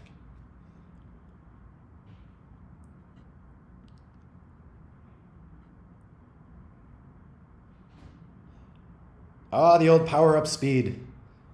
Yeah, there originally was a bit of game lore. Originally, there was a speed power-up, which just made your character faster. That was in the game before I added running. Running was kind of replaced that. And yeah, part of the reason was it was kind of like if you played Bomberman, which, obviously BombSquad is a little inspired by Bomberman in ways. Bomberman always had like a speed power up. You can just keep getting more speed power ups and then you're like flying around the level, which was sort of fun in BombSquad, except once there became, levels where you could fall off, it became pretty much impossible to not fall off if you get too many speed power ups. So that's why I replaced speed power ups with running. But the texture is still there. So the little like green and purple shoes texture. When I was playing with my family, they always called it Mountain Dew, just because it has like the colors. I don't know, the green looks like a Mountain Dew can, so they're like, get more Mountain Dew. And it kind of makes sense. Mountain Dew has a lot of caffeine, makes you go fast. It worked.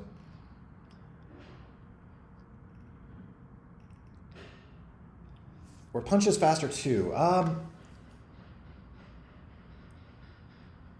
trying to remember. I think that was also something I changed in the original old version. Like I think the punch power up just made it so you could punch faster.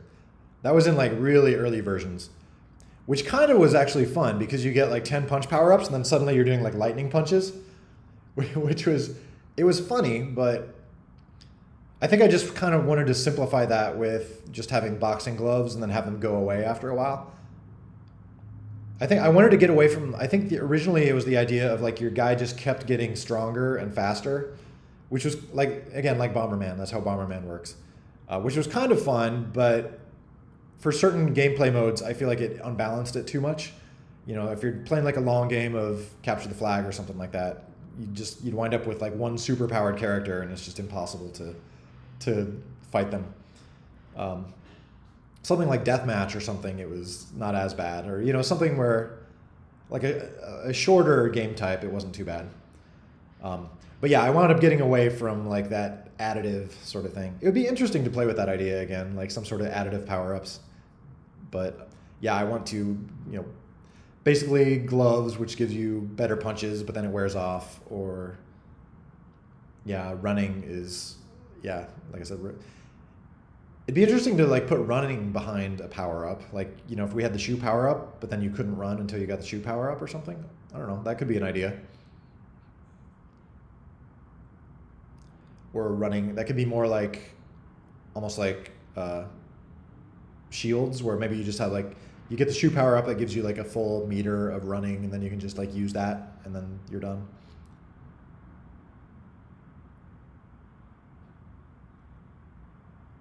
Yeah, all these, I don't know. There's lots of interesting ideas to try. I wonder if it would make sense to like try them in some way, or if that would just confuse people.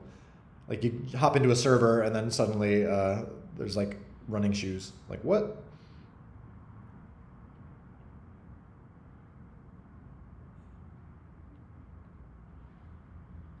Or yeah, something like gloves could be just wear off. Like you get a certain amount of punches with them or something, and then they die off. Yeah, I wound up making like most of those power ups like time based, but it would be interesting like trying other stuff.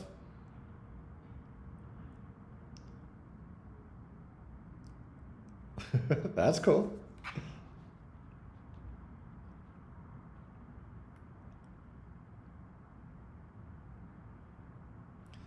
Why does the game engine have so many errors and try to fix them so weirdly? Like, could you elaborate? Like, physics errors? Are you talking about?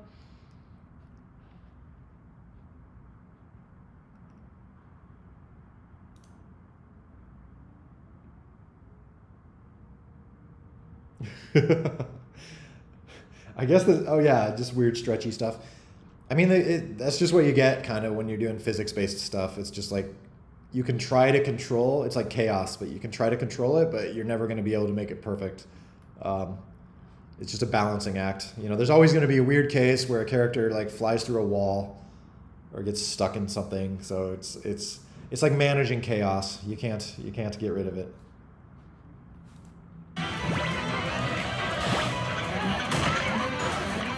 Oh yeah, that. Well, that one looked like a network glitch, or not a network glitch, but that's something I would like to improve. That's mostly like a networking related thing. Um, what happens there is like two different versions. The server simulates one thing that comes out a little bit different than the client simulates, and so then the server sends a correction packet to the client, and then the client snaps to the server's version. So you get weird things like that where like your version of the game, it's like the butterfly effect. Like if an explosion happens a slightly bit different on your version of the game, you know, something might go flying this way, but on the server, like it happened a little bit to the right and that thing goes flying this way. And so then what you see is like your version, it flies this way, but then the server's like, no, no, no, it's actually over here. So you see this like, whoop, stuff like that. That's basically what's happening there. I'm hoping to reduce that a bit in the future. Hopefully with 1.9, I can get at least like motion streaming, it's called, where basically instead of, not to get too technical, but instead of simulating everything on your computer, it's basically on your device, it's going to be like streaming what the server is simulating. So that should get rid of at least like the jumping. So that should improve there. And then on top of that, there will be client prediction. At some point, client prediction will actually probably make things. It might make things glitchy again, but that'll make them like super responsive. So I don't know. There's lots of layers here, but it's yeah. I don't like when stuff does that. So trying to make it not do that.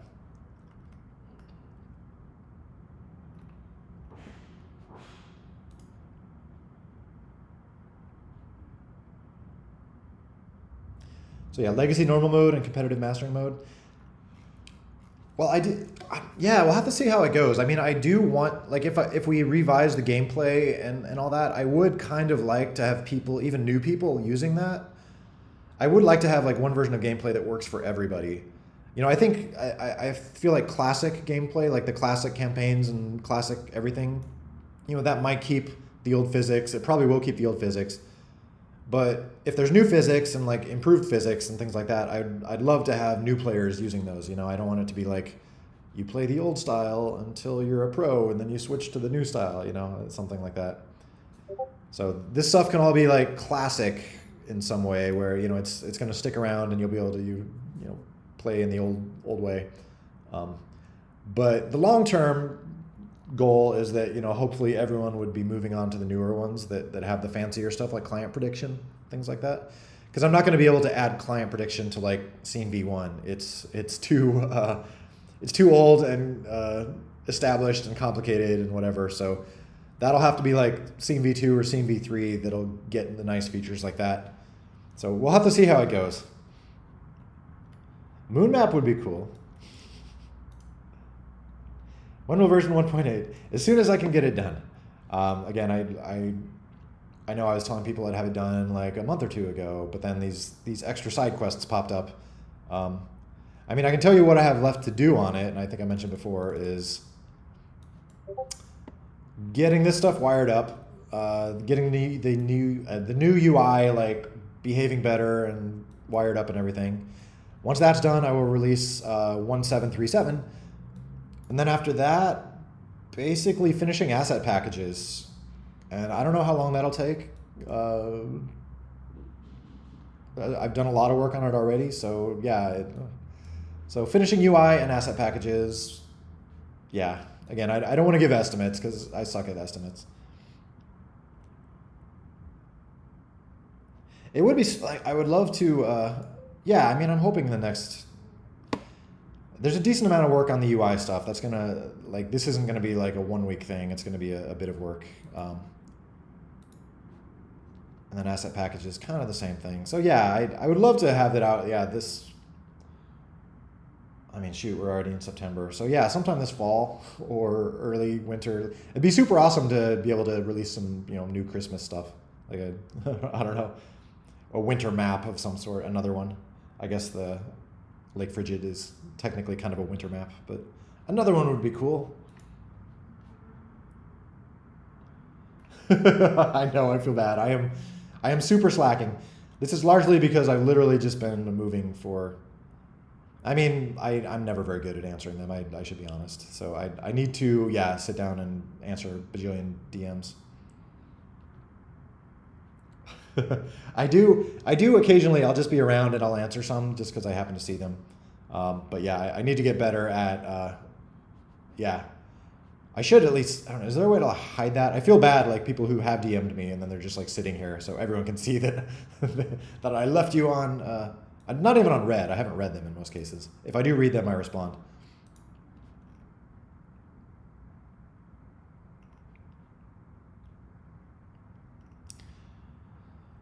All right, so we're at about 2 hours, so I should probably wrap it up for today. I guess it's, yeah, I started a little late, so we're just about hitting, I know, I need to answer people. I'll try to maybe sit down. I need to have lunch right now, but then I can try to answer people. I know they're important people. Everyone's important, but yeah, I feel bad. Loading screen. I mean, right now there's not really a loading screen. There is a progress bar that you can find that under Ballistica, base, graphics, somewhere in here, somewhere under the graphics section. Maybe graphics server.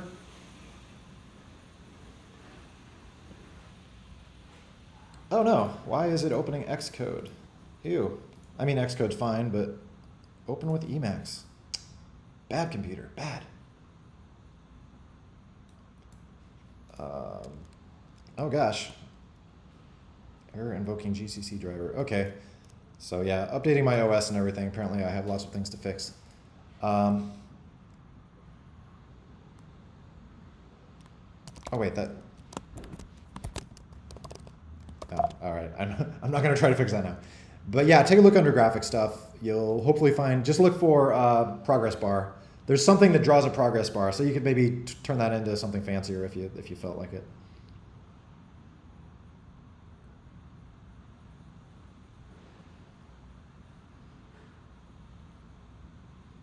Wait, what?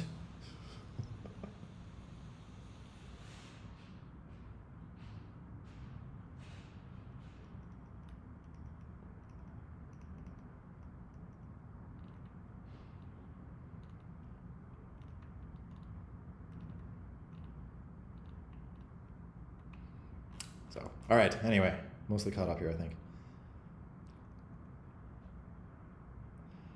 Okay, so on that note, yeah, I'm going to I'm going to call it a day today and finish this unpacking and finish wiring up my apartment Wi-Fi and finish setting up my servers so I can run my CI stuff so I can finish 1.8. So lots to do.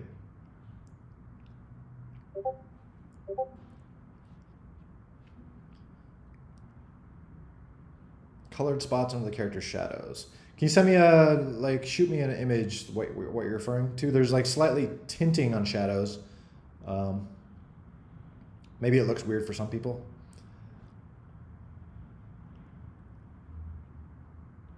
Yeah, I mean, BombSquad shouldn't be very demanding right now. So I wrote it to run on, like a 2004 era computer. It's gotten a little bit more resource intensive since then, but yeah, it should be able to run on mostly anything. Which is also why it would be super fun to like add better graphics, like ray tracing and fancier shadows and cool stuff like that. Because there's probably a lot of headroom to work with on most things. Though it's still nice to have it like run decently on like a slow low end Android device. So it is kind of, there are upsides to having it not have big requirements too, because like anyone can access it hopefully.